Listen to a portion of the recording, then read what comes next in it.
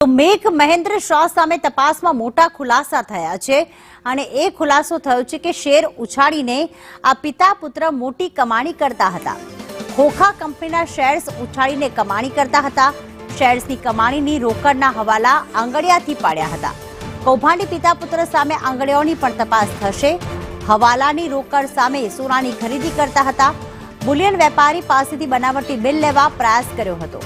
તો અમદાવાદમાં ડીઆરઆઈ અને એટીએસે દરોડા પાડ્યા છે। મેઘ શાહના ત્યાંથી 107 કિલો સોનું ઝડપાયું હતું। જિગ્નેશ પટેલ અમારી સાથે જોડાઈ ગયા છે ન્યૂઝરૂમથી। જિગ્નેશ, હવે તપાસમાં એ ખુલવાનું બાકી છે કે આખરે આટલો મોટા પ્રમાણમાં સોનું અને રોકડ આવ્યું ક્યાંથી? હવે અન્ય કોઈ ઘરમાંથી આવું સોનું કે રોકડ મળશે કે નહીં, પરંતુ અહીંયા મોટો ખુલાસો એ થયો છે કે આખરે આ સોનું અને રોકડ આવ્યા ક્યાંથી? કઈ રીતે આ રીતે આખું કૌભાંડ આચરતા હતા આ પિતા પુત્ર?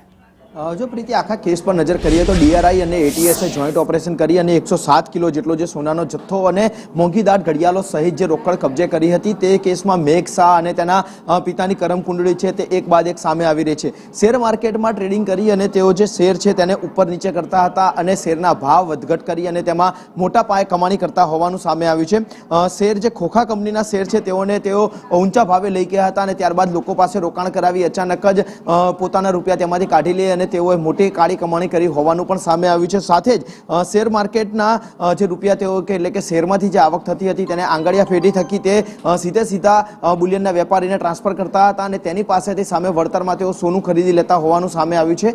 આંગળિયા પેઢીની જો વાત કરીએ જ્યાંથી આ હવાલા પડતા હતા અને જે બુલિયનના વેપારી પાસેથી સોનું આવતું હતું એટલે કે માણેક ચોકના એક વેપારીનું કનેક્શન સામે આવ્યું છે કે જે હવાલો મેળવતો હતો રૂપિયાનો ઓનલાઈન અને ત્યારબાદ જે સોનું છે તે મેઘ શાહ અને તેના પિતાને આપતો હતો અને તમામ જથ્થો એક જ ફ્લેટમાં છુપાવવામાં આવ્યો હોવાની હકીકત સામે આવી હતી।